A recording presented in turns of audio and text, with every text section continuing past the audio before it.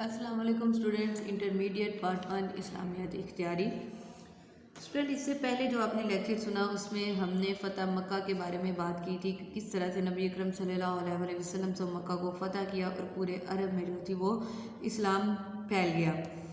اب نبی اکرم صلی اللہ علیہ وسلم نے مکہ کو فتح کرنے کے بعد دیگر جو آپ کی ریاستیں تھیں مدینہ کے ارد گرد ان کو اسلام کی دعوت دی۔ جو انہوں نے اسلام قبول نہیں کیا ان سے غزوات کیں، اور جنہوں نے اسلام قبول کر لیا ان کو اسلامی ریاست میں شامل کر لیا۔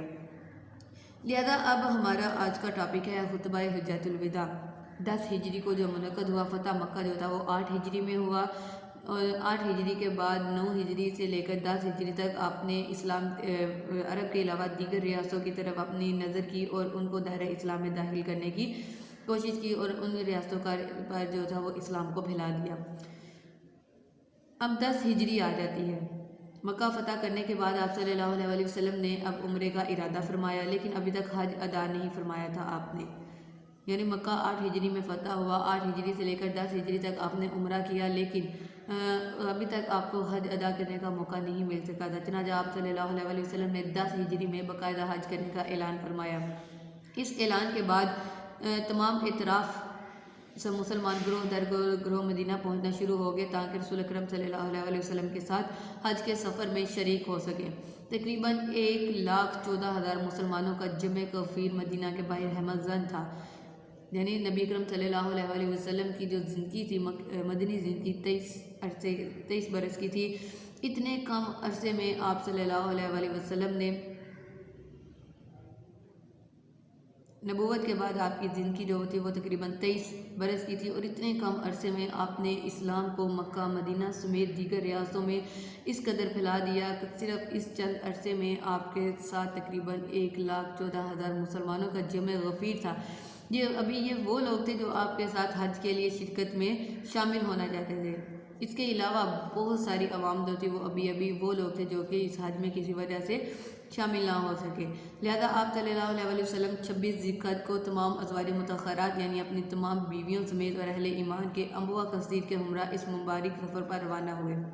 ذوالخلیفہ کے مقام پر سب نے احرام باندھ لیے اور لبیک اللہم لبیک کی فلک بوس سے بلند کرتے ہوئے مکہ مکرمہ کی طرف چل پڑے۔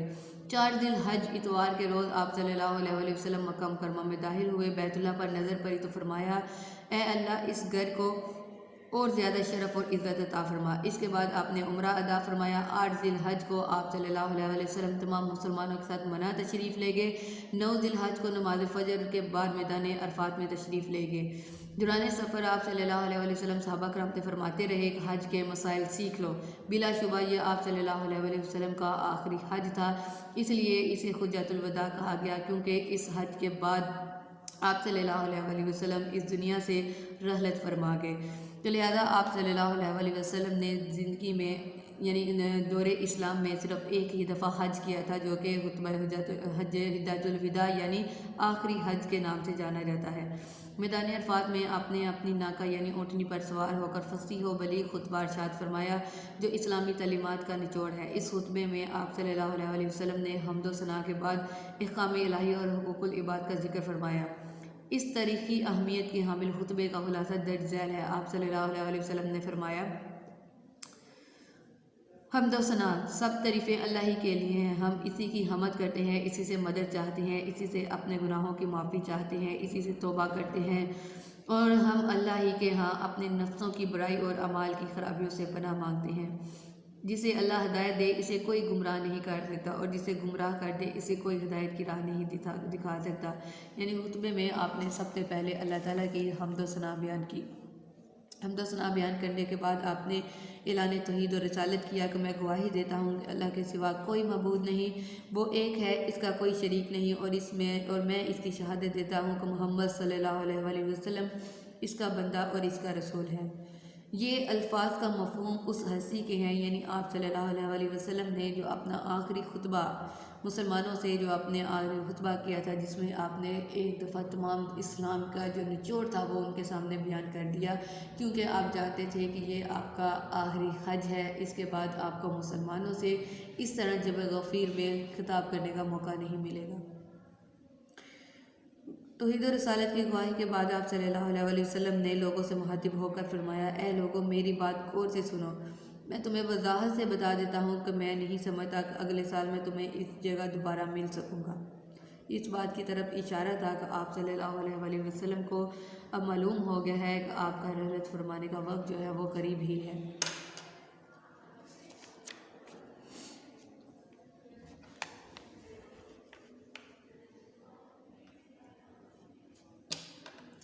خوف الہی اور بلائی کی تاکید۔ اللہ کے بندوں، تمہیں اللہ سے ڈرنے کی تاکید اور اس کی ہدایت پر آمادہ کرتا ہوں، اور میں اسی سے ابتدا کرتا ہوں جو بلائی ہے۔ رسوم جاہلیت کا خاتمہ۔ ہاں، دور جاہلیت کے تمام دستور میرے قدموں تلے ہیں، یعنی جتنے بھی رسومات جو جاہلیت کے زمانے میں تھے، آپ صلی اللہ علیہ وسلم نے کہا کہ وہ میرے قدموں تلے ہیں، یعنی میں ان کو ختم کرتا ہوں، اپنے قدموں تلے رون دیتا ہوں۔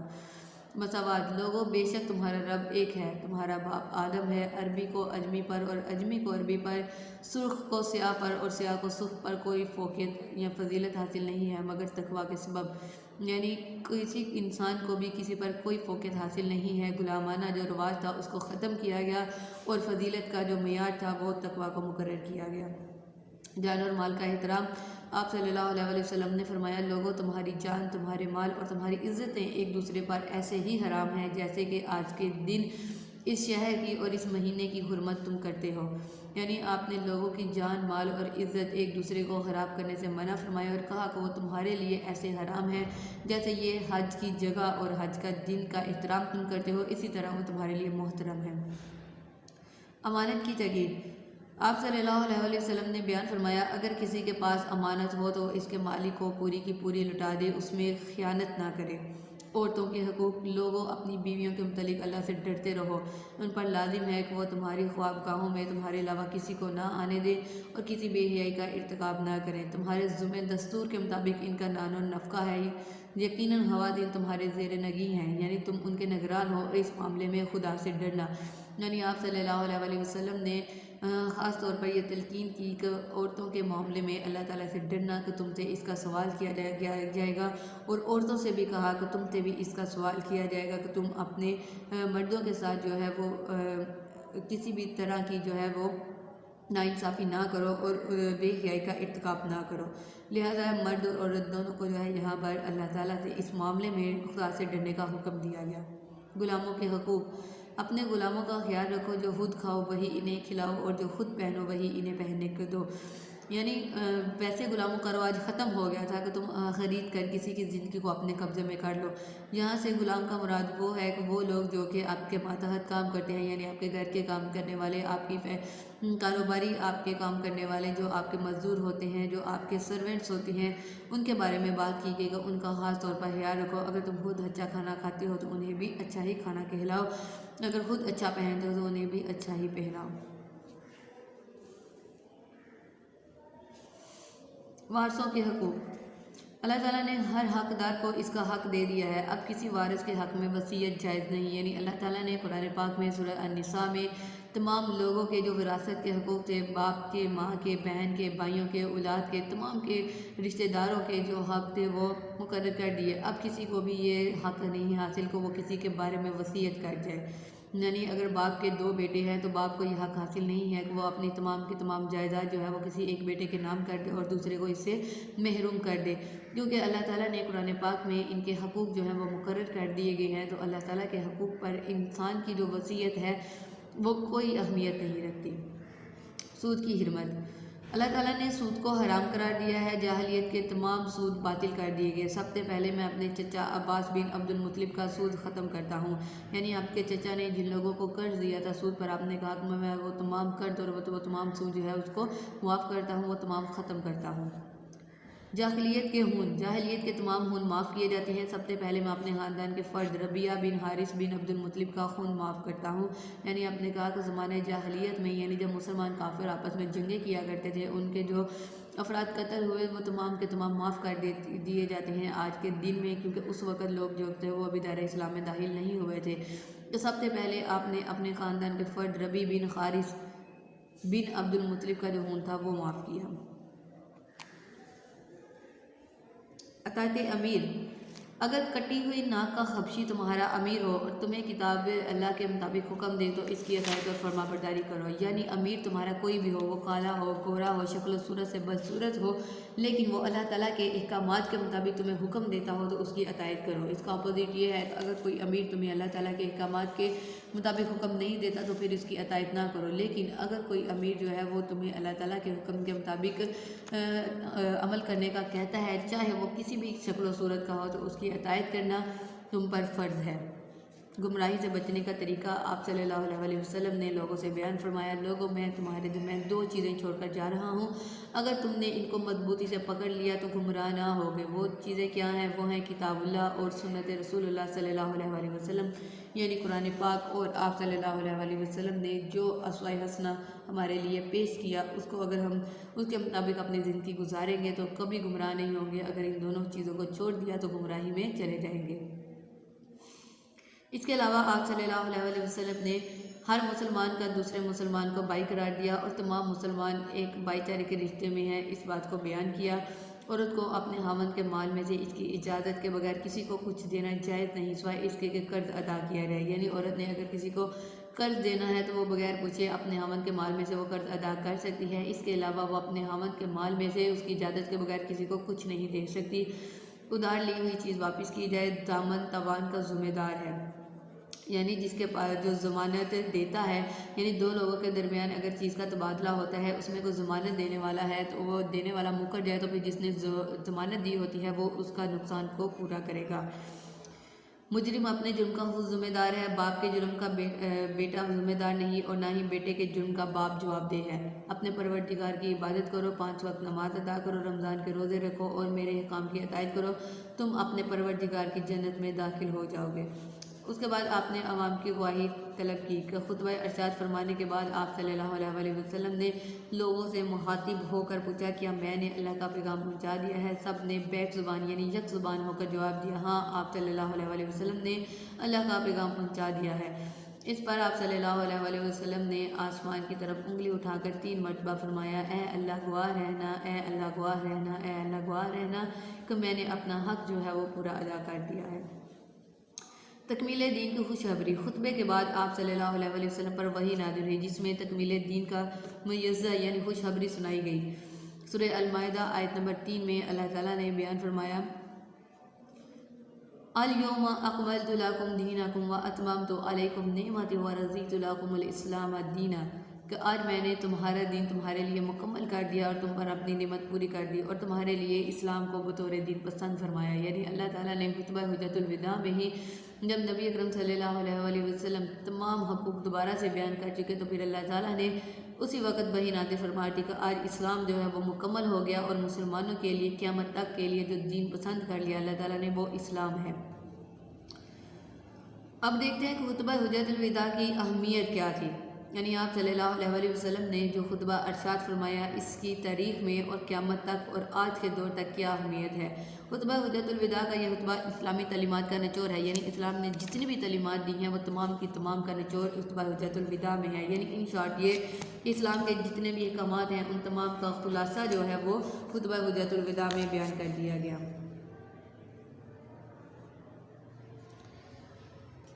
اس کی بنیادی باتیں بڑے دل نشین انداز میں بیان کی گئی۔ اسلامی معاشرے میں انسانی حقوق کا جامعہ ذکر فرما کر آپ نے انسانی حقوق کا ایسا چارٹر پیش کیا کہ جس کی مثال دنیا کے کسی مہذب ترین ملک کے دستور میں نہیں ملتی، یعنی آپ نے انسانی حقوق کا ایک ایسا آئین پیش کیا، ایک ایسا کانسٹیٹیوشن پیش کر دیا کہ دنیا کے کسی بھی مہذب ترین ملک میں آپ چلے جائیں آپ کو ایسے انسانی حقوق اسلام کے علاوہ کہیں نہیں ملیں گے۔ تاریخ انسانی میں پہلی مرتبہ غلاموں کو آزادی کی خبر دی گئی اور انہیں بھی معاشرے کے دوسرے افراد کی طرح برابر کا قرار دیا گیا۔ معاشرے کو سودی کاروبار سے پاک کیا گیا تاکہ امیر امیر تر اور غریب غریب تر نہ ہوتا جائے۔ عطایت امیر کا جذبہ پیدا کر کے ملت اسلامیہ میں نظم و ضبط کی ایسی روح پھونک دی گئی جس کی بدولت مسلمان چند ہی برسوں میں کیسر و کسرا کے علاقوں پر قابض ہو گئے، یعنی امیر کی عطایت کا جذبہ جو نبی اکرم صلی اللہ علیہ وسلم نے خطبہ حجت الوداع میں بیان فرمایا، بعد میں مسلمانوں نے اس پر عمل پیرا ہوتے ہوئے دنیا کی عظیم ترین سلطنتیں اپنے قبضے میں لے لیں۔ آپ صلی اللہ علیہ وسلم کا انداز بیان بالکل ایسے ہی تھا جیسے کوئی رخصت ہونے والا انتہائی اہم امور کی یاد دہانی کرا رہا ہو، یعنی جب کوئی انسان کسی جگہ سے رخصت ہوتا ہے تو وہاں پر رہنے والوں کو اہم باتیں جو ہے وہ بتا کر جاتا ہے۔ تو آپ صلی اللہ علیہ وسلم کا انداز بھی بالکل ایسا ہی تھا، کیونکہ آپ صلی اللہ علیہ وسلم کو پتہ تھا کہ یہ آپ کا آخری خطبہ ہے۔ وصال نبی صلی اللہ علیہ وسلم۔ مکہ مکرمہ سے واپسی خطبہ حجۃ الوداع کی ادائیگی کے بعد آپ مدینہ منورہ تشریف لے گئے، تو آپ صلی اللہ علیہ وسلم کا زیادہ سے زیادہ وقت تسبیح اور تحلیل میں گزرنے لگا۔ ایک روز آپ صلی اللہ علیہ وسلم شہدائے احد کی قبور پر تشریف لے گئے، یعنی غزوہ احد میں جو شہید ہوئے تھے ان کی قبروں پر آپ تشریف لے گئے۔ 18 یا 19 صفر 11 ہجری کو مسلمانوں کے قبرستان جنت البقیع میں تشریف لے گئے۔ وہاں سے واپسی پر طبیعت مبارک جو تھی وہ ناساز ہو گئی۔ جب مرض زیادہ بڑا تو دیگر ازواج مطہرات سے اجازت لے کر حضرت عائشہ کے ہاں مستقل قیام فرمایا۔ جب آپ صلی اللہ علیہ وسلم مکہ فتح کرنے کے بعد مدینہ جا رہے تھے تو لوگوں نے آپ کو مکہ میں ہی رہنے کی درخواست کی، لیکن آپ صلی اللہ علیہ وسلم نے مدینہ والوں کی، کیونکہ مدینہ والوں کی آپ سے محبت اور خلوص کا یہ جذبہ تھا کہ انہوں نے آپ صلی اللہ علیہ وسلم سے یہ عہد لیا تھا کہ اگر مکہ کو فتح کر بھی لیتے ہیں تو آپ اس کے بعد مدینہ میں ہی تشریف فرما ہوں گے، ہم آپ کی جدائی جو ہے وہ بھی نہیں سہ سکتے۔ تو لہٰذا آپ صلی اللہ علیہ وسلم نے مکہ والوں سے کہا کہ یہ زمین بھی مجھے بہت زیادہ عزیز ہے، لیکن میں مدینہ والوں کے خلوص سے اور ان کی محبت سے پیچھے نہیں ہٹ سکتا۔ میں نے ان سے عہد کیا ہے اور میں واپس جو ہے مدینہ جا کر رہنا چاہتا ہوں۔ اس پر لوگوں نے آپ پر دباؤ نہ ڈالا اور آپ صلی اللہ علیہ وسلم نے اپنا عہد پورا کیا اور آپ مدینہ واپس آ گئے۔ مدینہ واپس آنے کے بعد آپ کی طبیعت جو تھی وہ ناساز ہو گئی۔ کیفیت علالت: جب آپ بیمار تھے تو آپ کا یہ ایک اصول تھا کہ آپ تمام اپنے ازواج مطہرات کو ایک جیسا وقت دیتے تھے، لہذا بیماری کی کیفیت میں آپ صلی اللہ علیہ وسلم حضرت عائشہ جو کہ حضرت ابوبکر صدیق کی بیٹی تھی اور آپ صلی اللہ علیہ وسلم کی زوجہ محترمہ تھی، ام المؤمنین تھیں، آپ نے باقی تمام جتنی بھی ازواج مطہرات تھیں ان سے اجازت لی کہ وہ آپ کو حضرت عائشہ کے حجرے میں رہنے کی، تو انہوں تمام نے بخوشی آپ کو اجازت دے دی اور آپ حضرت عائشہ کے حجرے میں مستقل قیام فرمانے لگے۔ کیفیت علالت: جب تک جسم میں طاقت رہی آپ مسجد میں باقاعدگی سے تشریف لے جاتے رہے، جب طاقت نہ رہی تو آپ نے حضرت ابوبکر صدیق رضی اللہ تعالیٰ عنہ کو پیغام بھجوایا کہ وہ لوگوں کی امامت کرائیں۔ مرض کی حالت یکساں نہ تھی، کبھی بہت زیادہ شدت ہو جاتی تو کبھی جو تھا اس میں افاقہ ہو جاتا، یعنی سکون میسر ہو جاتا۔ آخری خطبہ: ایک دن طبیعت قدرے سنبھلی تو غسل فرما کر مسجد میں تشریف لے گئے۔ حضرت ابوبکر نماز پڑھا رہے تھے، آپ کی آہٹ پا کر پیچھے ہٹنے لگے۔ نبی کریم صلی اللہ علیہ وسلم نے اشارے سے منع فرمایا۔ جب نماز ہو چکی تو آپ صلی اللہ علیہ وسلم نے ایک مختصر سا خطبہ جو تھا وہ ارشاد فرمایا، جس کا خلاصہ یوں ہے: یہود اور نصارہ کو اللہ تعالیٰ نے اس لیے ذلیل کیا اور ان پر لعنت بھیجی کہ ان میں جب کوئی بزرگ یا مذہبی پیشوا فوت ہو جاتا تو اس کی قبر کو عبادت گاہ بنا لیتے اور اس کی پرستی شروع کر دیتے۔ دیکھو تم ایسی حرکت نہ کرنا، میں تمہیں ایسے کرنے سے منع کرتا ہوں۔ یعنی یہود اور نصارہ جو تھے، جب ان میں سے کوئی نبی یا ان کا کوئی پیشوا گزر جاتا تو وہ اس کی عبادت کو قبر کو اپنی عبادت گاہ بنا لیتے اور اللہ تعالیٰ کے ساتھ شرک کرنا شروع ہو جاتے۔ لہذا آپ صلی اللہ علیہ وسلم نے اپنی امت کو اس بات سے منع فرمایا کہ میری قبر مبارک کو عبادت گاہ اور پرستش گاہ نہیں بنانا۔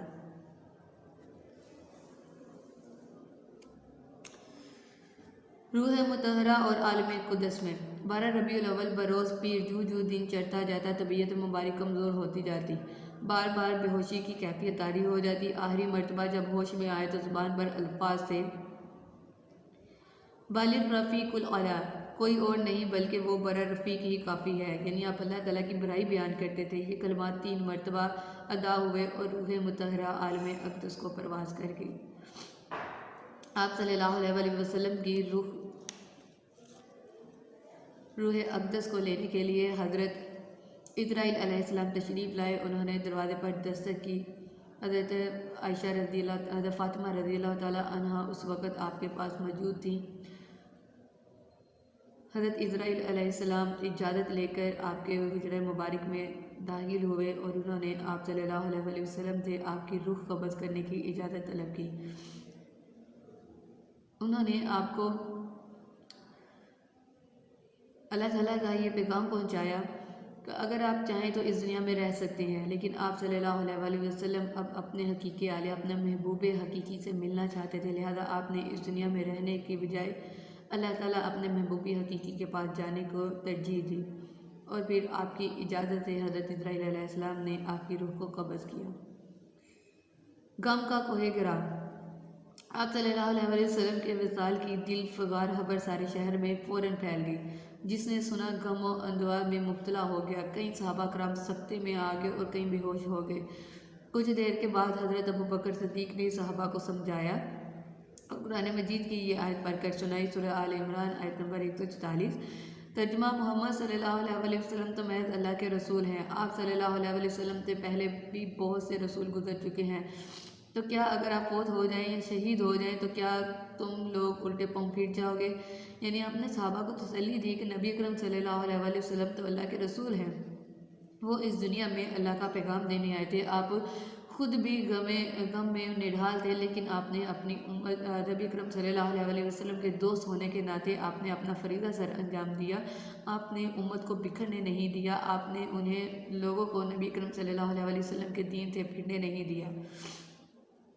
اس سے صحابہ کرام کو کسی قدر تسلی ہوئی اور انہیں یقین ہو گیا کہ اللہ کے رسول ان سے جدا ہو گئے ہیں۔ حضرت عمر فاروق رضی اللہ تعالیٰ عنہ کو جب کسی نے یہ خبر سنائی تو انہیں یقین نہ ہوا۔ وہ خود دیکھنے آئے، یہاں تک کہ جس نے یہ خبر سنائی وہ اس کو شہید کر دیتے، لیکن صحابہ کرام نے اس بات کی تصدیق کی کہ آپ صلی اللہ علیہ وسلم اب اس دنیا میں نہیں رہے۔ حضرت عمر فاروق رضی اللہ تعالیٰ عنہ خود تشریف لائے اور جب انہوں نے دیکھا تو وہ نڈھال ہو کر غم کی حالت میں وہیں زمین پر گر گئے۔ تجہیز اور تدفین۔ منگل کے روز نبی اکرم صلی اللہ علیہ وسلم کو کپڑے اتارے بغیر غسل دیا گیا، کیونکہ آپ صلی اللہ علیہ وسلم کی یہ شرم و حیا تھی کہ کوئی بھی انسان آپ کے جسم مبارک کو نہ دیکھے۔